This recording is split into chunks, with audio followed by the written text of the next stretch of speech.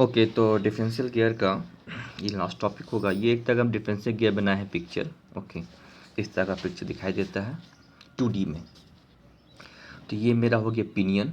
Okay, जहाँ से main shaft से मेरा इंजन आ रहा है। और फिर ये मेरा रिंग हो गया, जो बड़ा सा मेरा रिंग था।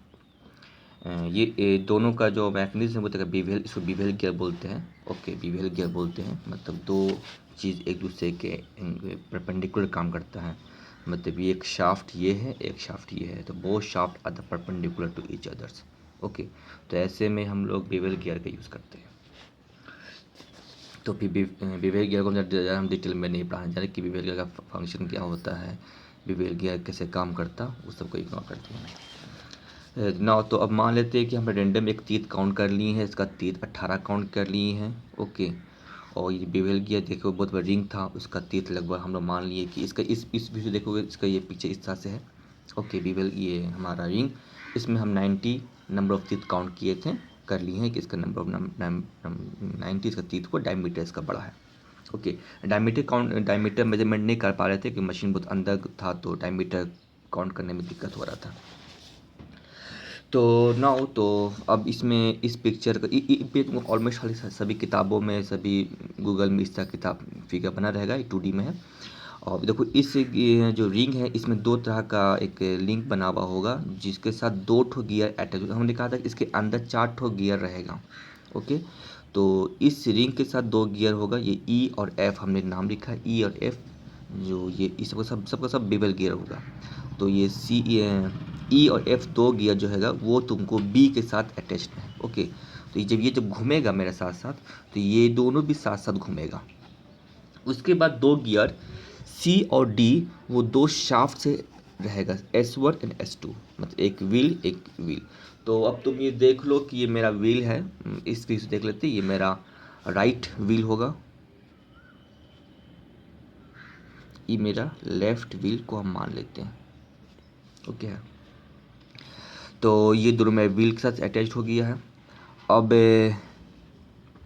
पहला केस, जब ये स्ट्रेट लाइन में चलेगा तो इसका स्पीड, जब ये हमारा चलेगा तो इसका स्पीड और इसका स्पीड में कुछ अंतर होगा, क्योंकि बहुत हाई स्पीड से हम लिखते 1200 RPM से वो चलता है हमारा है।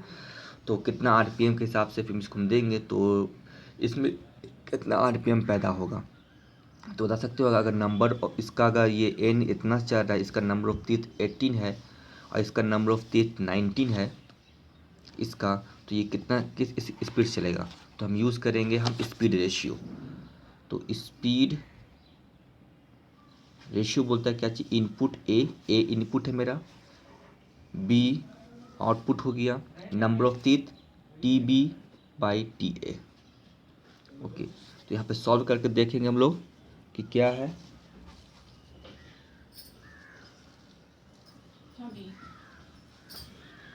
तो अब यहाँ पे NB किस निकलेगा मेरा, तो NB निकलेगा मेरा TA/TB into speed of pinion. ये हमारा पिनियन जो है, जो शाफ्ट से आ रहा है। तो इसको सॉल्व करेंगे तो कितना आएगा, TA पे दिया हुआ 18, ये 19 और NA कितना दिया हुआ 1200। सॉल्व करके देखो कितना आता मेरा है। तो सॉल्व करके हम ऑलरेडी किए हुए हैं, तो 240 RPM। तो ये जो मेरा है वो 240 RPM से ये चलेगा, 240 RPM चलेगा, ये कांस्टेंट मेरा RPM है। ठीक है ना। तो इंजन का स्पीड जैसे बढ़ेगा, इसका स्पीड भी हमारा वैसे ही बढ़ेगा। तो ये जो हमारा एक कांस्टेंट व्हील से हमारा चल रहा है। अब जब ये चलेगा तो ये जो मेरा जो EF है वो भी मेरे साथ साथ घूमेगा। देखो इसका पीछे इस तरह से बना है, अटैच है। तो जब ये NB से घूमेगा तो ये भी इस तरह से क्लॉकवाइज या एंटी क्लॉक दोनों साथ साथ घूमेगा। और साथ साथ लेकिन जब स्ट्रेट लाइन चलेगा तो जब ये घूमेगा तो ये जो C और D से जो अटैच्ड है, इसको ऐसा मैकेनिज्म तैयार किया गया है कि ये साथ साथ ये शाफ्ट भी साथ साथ घूमेगा। मतलब जब स्ट्रेट लाइन में चलेगा तो पूरा का पूरा डिफरेंशियल गियर दिस और ये जो पूरा यूनिट है, पूरा का पूरा C D E F पूरा का पूरा एक यूनिट, ये पूरा B के जैसा ही रोटेट करेगा। ओके, तो इस जो ये EF है, क्योंकि स्पीड अगर ये 240 RPM है, तो ये भी जो शाफ्ट है वो भी 240 RPM से ही घूमेगा। ये वाला भी शाफ्ट 240 RPM से ही घूमेगा। कब, जब बात करेंगे स्ट्रेट लाइन। लेकिन जैसे ये राइट टर्न या लेफ्ट टर्न लेगा, तो उस हिसाब से इसका जो आरपीएम है वो कम और बढ़ जाएगा। ये जो आरपीएम है 240 है, ये कुछ और हो जाएगा, ये कुछ और डिपेंड हो जाएगा, डिपेंड करता है कि ये कैसा टर्निंग लेगा। अगर ये तुमको लेफ्ट टर्न ले रहा है, सपोज जैसे लेफ्ट टर्न ले रहा है, तो इस हिसाब से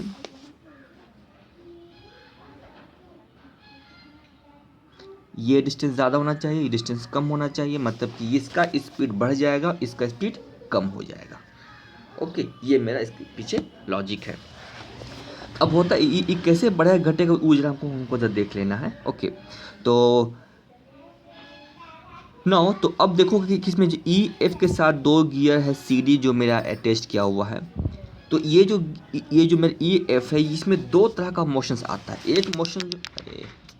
एक मोशन जो आता है, जो रिंग बी का मोशन है, उसी के जैसा ही मोशन आता है।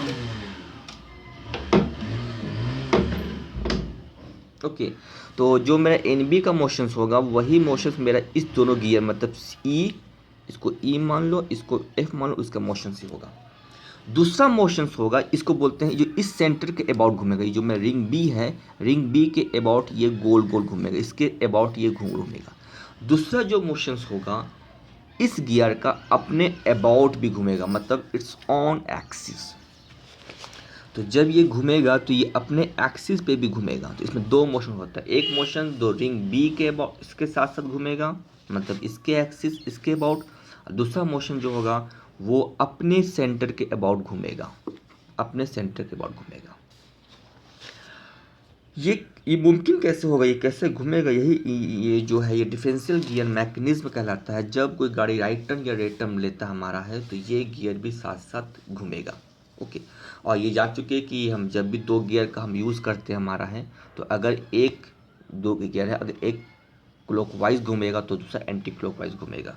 तो अगर ये क्लॉकवाइज घुमा तो ये कैसे घुमाना चाहिए, इसको एंटी क्लॉकवाइज घुमाना चाहिए। अब ये एंटी क्लॉकवाइज घुमाएगा तो ये कैसे घुमाएगा, क्लॉकवाइज घुमाएगा। तो ये लॉजिक इसमें क्या कहता है कि अब जब अगर कोई राइट या लेफ्ट टर्न हमारा लेता है, सपोज दैट कि अगर ये एक फिगर यहाँ पे हम बनाए हुए हैं कि अगर ये चीज़ मेरा इस डायरेक्शन से घुमा, ओके, मतलब टर्न लिया मेरा, पहले यहाँ पर समझ लेते हैं। जब यहाँ पर टर्न लेता है, और क्योंकि ये 2 तो शाफ्ट मेरा S1 और S2 है, ये तो एक साथ घूमेगा, एक ही क्लॉकवाइज घूमेगा, चाहे एंटी क्लॉकवाइज या क्लॉकवाइज, एक साथ गाड़ी आगे बढ़ रहा है, तो ये इस तरह से आगे बढ़ रहा मेरा है। सिर्फ इसका काम होता है स्पीड में कमी लाना। तो जब ये आगे की तरफ भाग रहा है S1 S2, तो ये जो लिंक जो इस साथ लगा हुआ है ये चीज़, ओके, इसमें 2 मोशन है। एक मोशन जो कि इसको घुमाएगा साथ साथ, ये जो है मेरा C, जो E और F है, ये 2 मोशन होगा। एक मोशन जैसे B घुमा, जैसा B घुमा वैसा ही दोनों साथ साथ घुमा, तो सब साथ साथ घुमा, तो S और 2 को भी, मतलब C D को भी साथ साथ वैसे ही घुमाया, मतलब क्लॉकवाइज, तो ये भी क्लॉकवाइज, ये भी क्लॉकवाइज। दूसरा केस जब होता है, जब ये टर्निंग लेता है, तब ये तो मैं क्लॉकवाइज घूम रहा है, गाड़ी तो मैं क्लॉकवाइज ही घूम रहा है, चक्का उसका, तो ये भी क्लॉकवाइज घूमेगा। लेकिन ये जो मेरे सी डी, ये अपने अबाउट में अब घूमना शुरू हो जाएगा। जब अपने अबाउट में घूमना शुरू हो जाएगा, जैसे मान लो ये इस साथ से घूमा, तो ये तो मेरे साथ साथ घूम रहा है, दोनों का तो डायरेक्शन सेम सेम ही होगा, ये जो शाफ्ट है। लेकिन जब ये मान लो कि इस तरह से घूमने लगा, ये जो गियर है ऐसा अपने अबाउट पे घूमने लगा, तो ये देखो इसका डायरेक्शन से इधर, और इसका डायरेक्शन भी जो है इधर ही है। दोनों का जो मुंह एक ही तरफ है, यहाँ पर है। तो जहाँ मैशिंग हो रहा है, जहाँ दोनों मैच कर रहा है, तो दोनों क्या कर रहा है कि इसके स्पीड को बढ़ाएगा, कहीं यहाँ ऐड हो रहा है, दोनों की स्पीड को बढ़ा रहा है। लेकिन यहाँ पर देखो कि इसका डायरेक्शन मुंह इधर की तरफ है, नीचे की तरफ है, इधर ये है, तो दो का डायरेक्शन क्या हो गया, उल्टा हो गया। तो यहाँ पे क्या होगा, स्पीड जहाँ जो मैशिंग हो रहा है, यहाँ पे स्पीड को कम करके यहाँ पे क्या क्या घटा दिया है दोनों को है। तो यहाँ पे मेरा स्पीड बढ़ गया, यहाँ पे मेरा स्पीड घट गया। तो जब ये चीज़ इस तरह से राइट टर्न लेगा, सपोज दिस ये राइट टर्न लेगा मैं चीज़ है, ओके, दिस टर्न लेगा, ओके, तो ये हमारा टाइम भी इसी तरह से मूव करेगा। ये जो चीज़ है इस तरह से मूव करेगा। जब ये मूव के इधर करेगा, तो इधर वाले चक्का जो राइट चक्का है, इसके स्पीड को बढ़ा देगा, क्योंकि ये इसका डायरेक्शन और इसका डायरेक्शन दोनों मैच करके यहाँ पे, एक तो मैं घूम रहा हूँ ठीक है मैं एक तरफ से, लेकिन जब ये अपने बट घुमाएगा तो ये चीज़ इसके स्पीड को ऐड कर दिया, और ये चीज़ क्या किया, इस चीज़ के स्पीड को थोड़ा कम कर दिया। अब ये जो था मेरा जो थ्योरी था, इसको मैथमेटिकली हम कैसे यूज़ करते हैं वो देख लेते हैं हम लोग हैं। कि नाउ जो पहले क्लास में जो हम डाटा तैयार किए थे हम लोग हैं, उस हिसाब से देखते हैं कि अगर speed of A equal to जो मेरा निकला था 1200 RPM और स्पीड ऑफ जो रिंग था वो मैं 240 RPM निकल गया।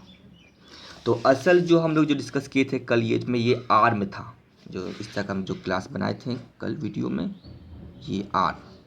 ये हो गया मेरा आर में। जब ये आर्म में घूमना शुरू करेगा तो ये एक साथ साथ में घूमने में होगा, तो ये अब भी जो है एज ए आर्म एक्ट करेगा। ठीक है, तो नाउ पहला केस में हम ये मान लेते हैं कि S1 and S2, okay S1 and S2। तो यह में जो मेरा S2 जो इक्वेशन पहले हम इससे पहले बताए थे कि स्पीड में घटता बढ़ता है। तो अगर हम बात करेंगे S2 का तो S2 में हमारा जो स्पीड है एक्चुअली बेसिकली क्या जो इक्वेशन क्या था हमारा y minus X equal to जो मेरा स्पीड, क्योंकि यहाँ पे कितना स्पीड इसका बढ़ना चाहिए नहीं बढ़ना चाहिए मेरा, तो y माइनस एक्स अगर इकोनॉमिकल अगर डिस्कस करते हैं हम लोग न्यूमेरिकल पे हम लोग हैं, तो कितना RPM मेरा घटना चाहिए बढ़ना चाहिए, तो 240 RPM हम इसमें एक्स्ट्रा ऐड कर देते हैं। तो y का स्पीड हो गया मेरा 240 RPM, तो क्योंकि y तो मेरा आर्म का स्पीड हो गया है, तो 240 माइनस एक्स, ओके, ये हो गया S2 का स्पीड। देन S1 का स्पीड जो होगा वो मेरा y प्लस एक्स होगा इक्वल टू S1 का स्पीड हो गया है। तो मेरा यहाँ पे y का स्पीड क्या होगा और x का स्पीड क्या होगा, तो यहाँ पे y का स्पीड 240 और plus x equal to S1। ये हमारा इक्वेशंस हो गया। और अब सवाल है कि x क्या है मेरा है x से, तो इसके लिए ये जो इक्वेशन आया ये डाउट होगा थोड़ा सा, इसको भी थोड़ा सा हम समझा देते हैं कि कहाँ से आया है। तो सबसे पहले ये देख लो कि तुम जो कल का जो वीडियो हम डिस्कस किए थे उसका पिक्चर कहाँ था।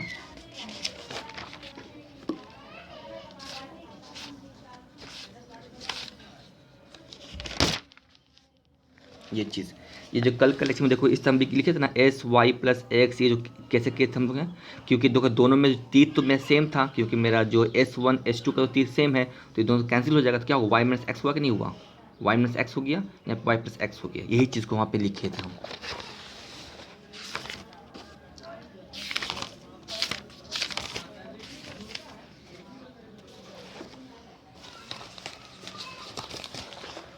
इसके लिए भी एक टेबल तैयार कर देते हैं। फॉर एग्जांपल हम लोग एक्शन ले लेते हैं कि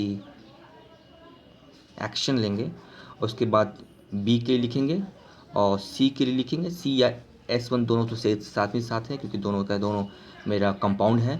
डी और S2 के लिए लिखेंगे और ई और एफ के लिए लिखेंगे। ये गियर का मेरा लिंक हो गया। पहला एक्शन ले लेते हैं कि अगर बी मेरा फिक्स है, मतलब आर मेरा बी में कोई रोटेशंस नहीं हो रहा है, और सी में जो मेरा सी है, सी का मतलब मेरा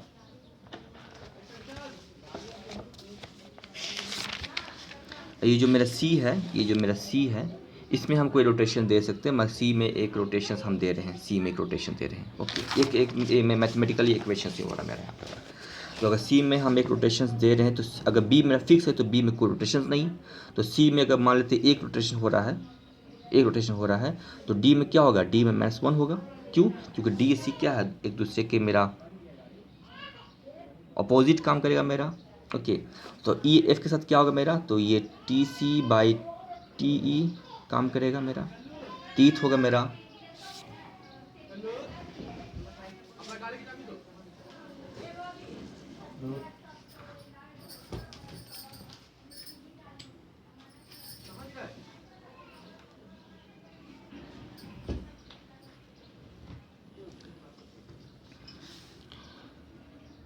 ओके, तो ये मेरा क्वेश्चन हो गया। उसके बाद फिर इसी तरह से हम लोग अगर बी फिक्स है और हम सी में एक एक्स रोटेशन देते हैं, तो ये तो मेरा 0 ही हो गया। इसमें एक्स दे दिए, इसमें -x हो जाएगा, और इसमें T C by T E into X rotation, जो इसका फॉर्मूला यूज़ किए थे हम। फाइनल अगर हम लोग ऐड किए वाई रोटेशंस, तो ये हो गया वाई, ये हो गया वाई प्लस एक्स, ये हो गया वाई माइनस एक्स। बस ये चीज़ किए थे यहाँ पे हम लोग हैं कि यहाँ पे सी के लिए हो गया दिस वन, मैंने S1 S2 के लिए हो गया दिस वन। और देखोगे कि वाई में क्या होगा कि दोनों का ऐड होगा, Y plus X plus Y minus X बटा 2। तो देखोगे कि इसका आंसर आ जाएगा 2y बटा 2 इक्वल टू वाई। तो मतलब कि वाई क्या है, जो रिंग होगा मेरा रिंग,